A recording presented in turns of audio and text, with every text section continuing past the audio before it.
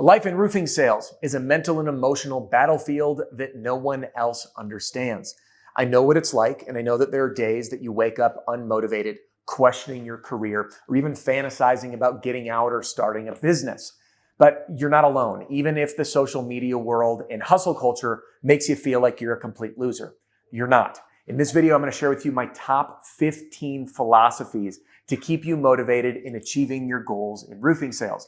Now, my grandmother actually inspired my writing of philosophy. See, her name was Lori. We called her Nani. She passed away recently. And towards the end of her life, my family got together and published the poetry that she had been writing since she was a teenager. And the philosophy that I call her Nani wrote was really inspiring. She was one of the most wise people I know. And I've kept this tradition alive. And I've found that by writing my own philosophy, it has helped act as a compass for me to live my own life, almost like mantras or guiding principles. So in this video, I'm going to share these top 15 philosophies with you for the goal of inspiring you, keeping you motivated, and keeping you grounded and connected to the reason that you got into this industry and this business in the first place. So before we get started, I just want to ask one favor. If you find value in this video, please share it with someone on your team, pop it in the group chat. And by the way, if you're new, welcome. If you're not, welcome back. My name is Adam Bensman, and I'm on a mission to help great roofing companies make an even bigger impact together. By the way, we do that by sharing winning secrets, and I'm going to share some of mine with you right now. So let's get started. Roofing sales is personal development in disguise, and the reward for growth is life-changing. I hope my content helps you create a richer life and bank account. All right, number one, and by the way, I'm reading from my journal here. It says top 10 sales philosophies at the top of the list, but I expanded it to 15. Number one, you manage your day or your day manages you. The key takeaway here is that roofing is unpredictable, and every day typically doesn't go as planned.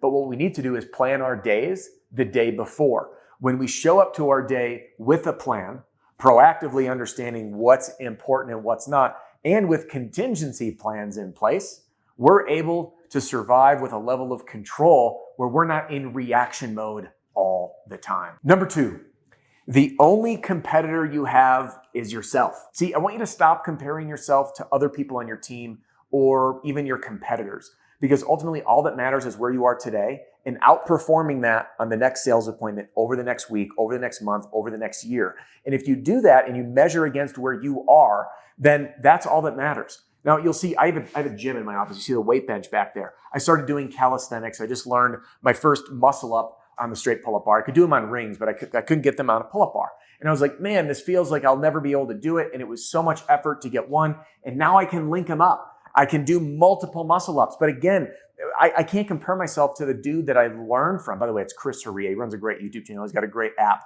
FenX, that I've used. But my point is I needed to measure where I'm at now and then just continually improve, because I can't compare myself to the pro that's been doing it for decades. So you, my friend, are your only competitor. Number three, greatness is the act of living your highest potential. This has been a mantra of mine recently. In fact, I just ran a session for RSRA recently on the roadmap to greatness. And I define greatness as the act of living your highest potential. So what you need to do is define what is your highest potential. Write it down. Who are you and what standards will you hold yourself to? And when you can commit to bringing your highest potential to every aspect of your life and business each and every day, you have nothing to regret. And I'm pretty certain that progress is pretty much guaranteed. Number four, think of money as thank you notes. Now, you know when a customer hands you a check and they say, thank you so much for helping me through this process? That right there is the ultimate gift. So instead of thinking I want to make all this money, I want you to shift your mindset around to say, I want to go collect as many thank you notes as possible. And when you do that, you will serve people out of the bottom of your heart with absolute greatness, wanting what's best for them and bring value to the world, and you will be rewarded handsomely. Now go collect as many thank you notes as you possibly can. Number five, roofing sales is personal development in disguise.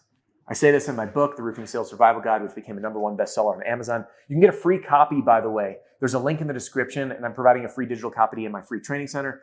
And you can go to adamsfreestuff.com or click the link below. Listen, when we improve ourselves personally, our skill sets improve and our income follows. So roofing sales is so fun because we get to gamify our personal growth, conquer our inner demon, which I talk about in my book, and become an entirely new version of ourselves. And the reward for growth is life-changing, and it is financial reward. That's why I love roofing sales. All right, number 6, listen beyond what people are saying and you'll understand what they mean. Far too many rookie salespeople get fixated on the language that people use versus what they mean when they say it. Sometimes when a homeowner says something like, I'm not interested, it doesn't mean that they're not interested. It says, I don't trust you, get the heck off my property. If a homeowner says, I have to talk to my wife, it means I'm not ready to make a decision yet. There's a lot of sayings that our prospects share with us that are a mask or a smokescreen, sometimes of white lies, to protect themselves. It's not against you. So when you learn to listen beyond the words, you'll understand what they mean. And that way, when you respond or support homeowners through the sales process, you can really speak to the core of the issue. Number 7, the greatest skill in sales is self-awareness. This is a skill set that's really hard to teach, but I'll give you a practice right now, and that is doing an after-action report each day or at the end of each week. And this helps develop self-awareness, where you reflect back, write down, what did you do well? What could you do better next time? And then find one of those things you could do better and turn it into a plan. And by learning to observe yourself through after-action reports or doing role play, we develop self-awareness and we understand ourselves more deeply. And through understanding ourselves more deeply, we get to understand others more deeply. It's pretty powerful stuff. And it helps you a lot more than just sales, but in life. Number 8, reading body language is useless if you don't know how to speak it. So many people say, oh, I'm such a good student, I understand how to read body language. There really isn't a powerful skill. It's not that difficult to read body language. But what's really neat is when you learn to understand body language and you can learn to communicate those nonverbals using facial expressions, hand gestures, and how you position your body, where you face, where your feet face, and more. By the way, follow Joe Navarro. He's an FBI agent. He's got a great book and some really great videos on YouTube to support you in your journey. All right, number 9, hunt for $1 million sales skills every day. Where do you find those? You should be turning your truck or your car into a mobile classroom. When I say $1 million sales skill, imagine finding one golden nugget. I don't care where it is. Maybe it's here on my YouTube channel, in my book, or in someone else's. It could be a sales field or marketing. It doesn't matter where it comes from. But if you can apply that skill to get one more sale per week, let's just call it, I don't know, a $2,000 commission. If you earn a $2,000 commission every week, say you're working 50 weeks a year, that's $100,000 of income that you can attribute to one aha breakthrough to change how you pitch at the door, overcome objections, or close deals. And then if you do that for 10 years, that's a $1 million skill. I believe that sales skills are the single highest leverage skill set that we can develop. They're far more important than entrepreneurial skills because with the greatest ideas, they're useless unless you know how to sell them. So your job and your mindset is to consume podcasts, books, and information to search for those $1 million skills every day. Number 10, what you're worth has nothing to do with what you make and everything to do with how you make people feel. I have to admit fault. When I got started in this business and for many years thereafter, I tied my self-worth as a human to my income.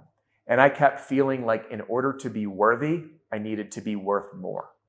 And it wasn't until just many times of chasing and achieving a really big financial goal that there was no one on the other side waiting and no one cares. And there will always be people wealthier than you.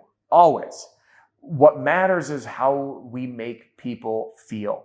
And if you can bring this mindset to your company and to your sales, it's going to make a very significant difference on how you show up each and every day. Plus, you'll be far more satisfied and fulfilled in life. Number 11, sales is not the art of convincing, but the art of understanding. I wish I knew this when I got started. So much of sales, especially like the clickbaity subjects and titles of books and even YouTube videos, it makes you feel like, oh, I'm going to teach you this secret art of manipulating people. It's not.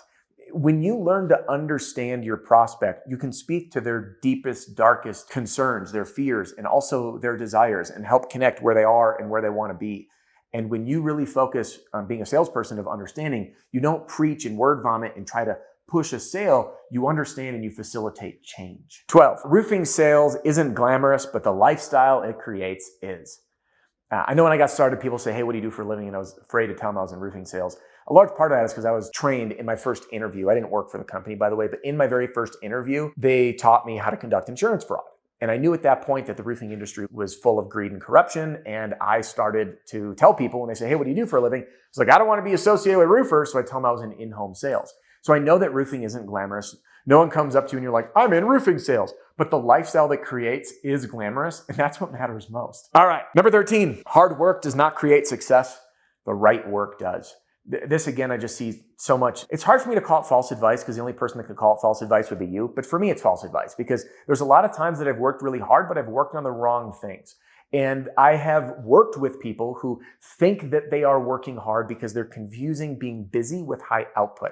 And for us, high output is serving customers. So if you spend your time chasing your tail, chasing customers that aren't qualified, not knowing when to say no or let customers go, you can be working really hard, but just not getting results. So it's important to not think about working hard, but working hard on the right things. All right, number 14. This is what I call the roofing sales success formula. Get the right person doing the right activities and saying the right thing. If you get someone doing that, success is darn near guaranteed. Okay? Now, why is that? The right person is the right fit for roofing sales. There's an old fable in the industry of someone running a hiring ad saying earn $200,000 a year shoveling chicken poop. And then they brought in all these people in an interview and said, hey, good news. You don't need to shovel chicken poop to make 200 grand. All you got to do is knock doors. And everyone gets up and leaves. And the reason I said is not everyone's cut out for this business. So when you plug in the right person and you just get them doing the right sales activities every day, and then learning how to communicate, pitch at the door, overcome objection, and close sales, those three things put together makes you unstoppable, and success is virtually guaranteed. That's my philosophy, in my opinion. Number 15. This is probably my favorite one. If you want uncommon success, you have to be willing to do uncommon things. Now, I just shared with you that fable about shoveling chicken poop. Well, it's uncommon to knock doors. It's uncommon to be in roofing sales. It's uncommon to work the long hours that we do. It's uncommon to work commission only or heavy commission. It's uncommon to put up with the level of discomfort that we have in our industry. It's uncommon to have to face your inner demon every day. And it's uncommon to face our own discomfort every day. Many industries, well, they just don't force us to do this, but roofing sales does. And when you do uncommon things, you get uncommon results, like the wild success that you're after. So I hope this video helps you create uncommon success in your life, because truly this industry is magical and I'm rooting for you. I hope it becomes a wild success. So do me a favor, share this video with your team if they need to tap into some motivation and some philosophy to carry them even closer to their dream. Be a hero, share it right now. And if you want to join me in the next video, you're going to learn how to stay motivated no matter what, even when things are tough. We'll see you in the next one.